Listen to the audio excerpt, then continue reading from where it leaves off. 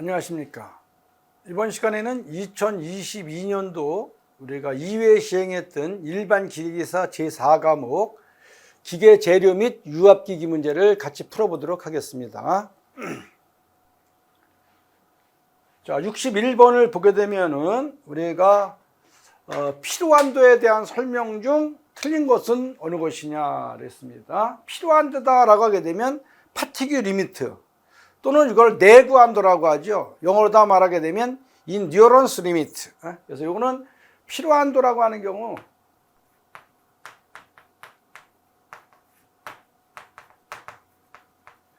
파티큐 리미트다.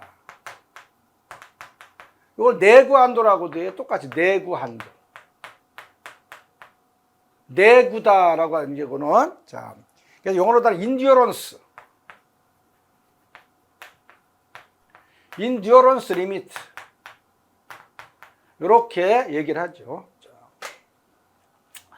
틀린 것은 어느 것이냐. 그래서 이제 내구한도 하게 되면 여러분들이 이제 기계재료에서 SN 곡선이다. 응력에다가 우리가 Y축 스트레스 또 우리가 X축 반복 횟수에 대한 거 일반적으로 강인 경우에는 10의 6승에서 10의 7승까지를 우리가 반복적으로 하는 것을 우리가 일반적으로다가 우리가 수명 한도로 보는 거죠. 10의 6승에서 10의 7승.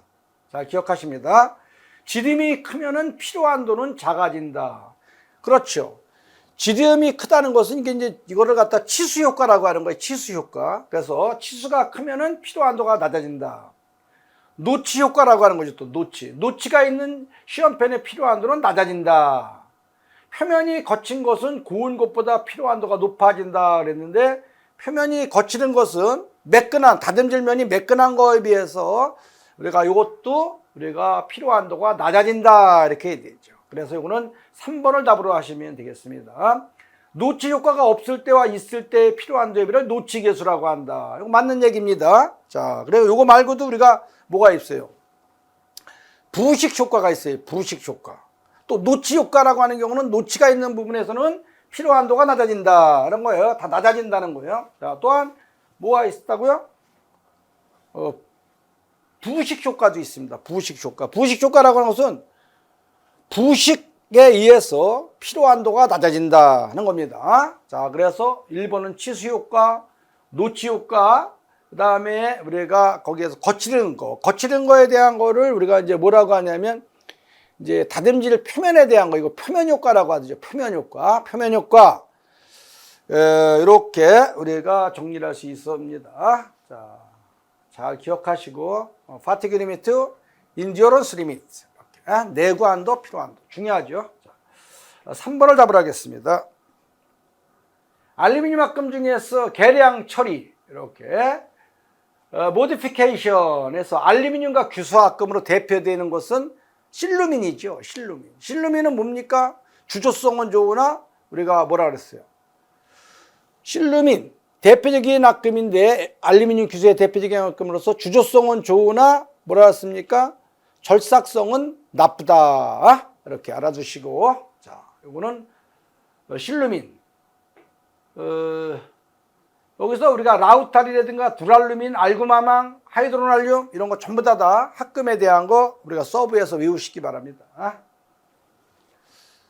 63번 서브제로 처리에 대한 설명으로 틀린 경우는 서브제로 처리라고 하는 경우는 우리가 말 그대로 영어로다는 서브제로 트리트먼트 이렇게 해서 심냉 처리라고 하죠.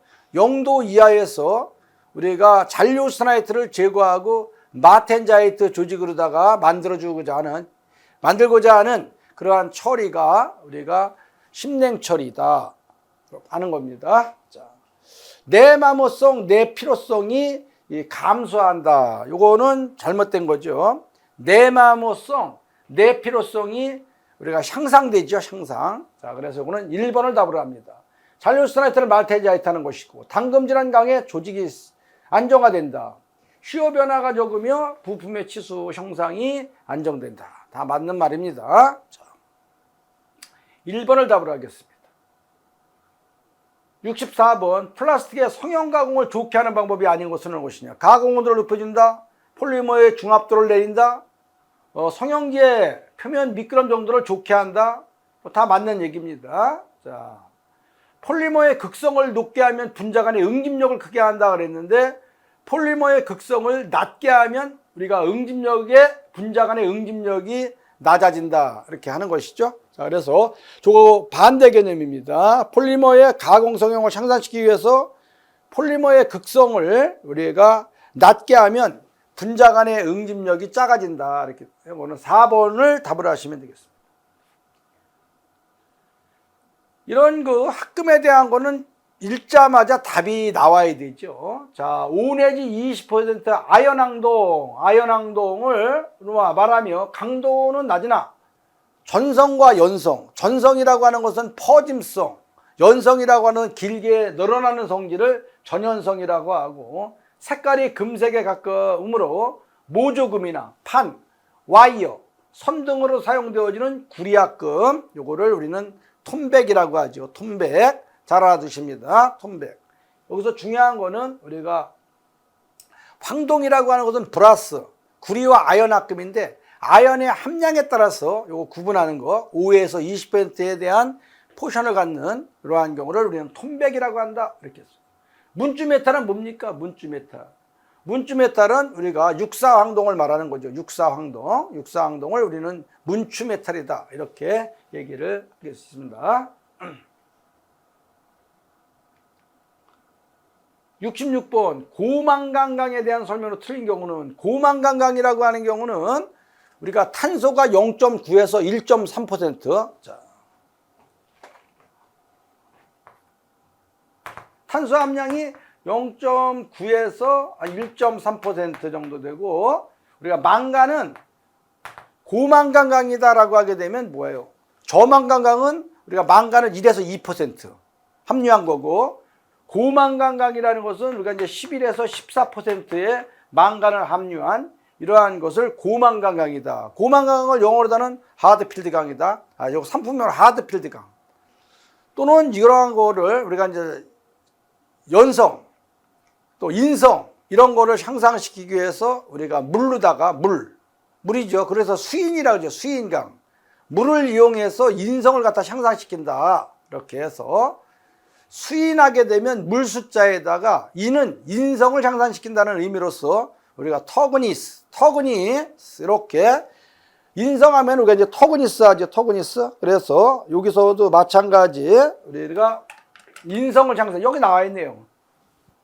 터그니닝 이렇게 수인법이라고도 한다.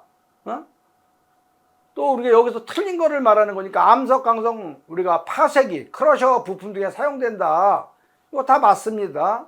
열전도성이 좋지 않죠. 열전도성이 나쁘고 열팽창해수가 작아서 열변형을 일으키지 않는다 그랬는데 요거는 반대 개념으로 생각하시면 되겠습니다. 그래서 요거는 우리가 4번을 답으로 하시면 되겠네요. 자, 고만강강은 열전도율이 낮고 우리가 가공경화성은 이제 좋지요. 자, 그래서 일단은 열전도성이 좋다 그랬는데 열전도성이 나쁘다 이렇게 알아.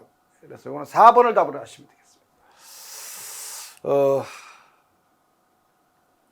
67번 강의 표면 경화에서 침탄과 비교해서 지라법의 특징으로 틀린 경우는 어느 것이냐? 침탄한 것보다 경도가 높다. 그렇죠. 지라 후의 열 처리는 필요가 없다. 침탄법보다 경화에 의한 변형이 적다. 다 맞는 말이네요. 침탄법보다 단시간 내에 같은 경화 깊이를 얻을 수가 있다 그랬는데 요거는 4번을 답으로 하시면 되겠습니다.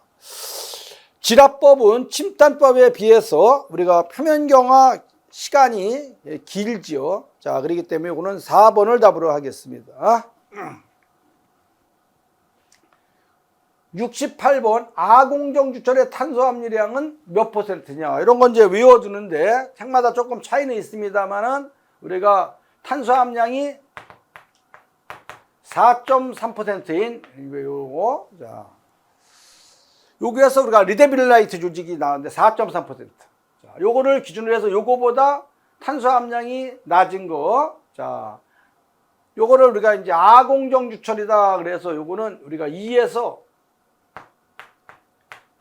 4.3% 이하 미만이라고 해도 맞죠? 자, 포함 안 되는 거니까 미만 이렇게. 이거를 우리가 이제 아공정주철이라고. 아공정주철. 요거는 이제 공정주철이죠.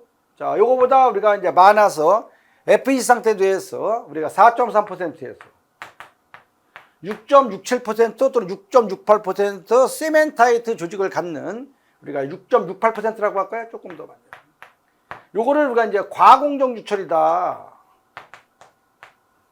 과공정주철. 요거는 공정주철. 요거는 아공정주철.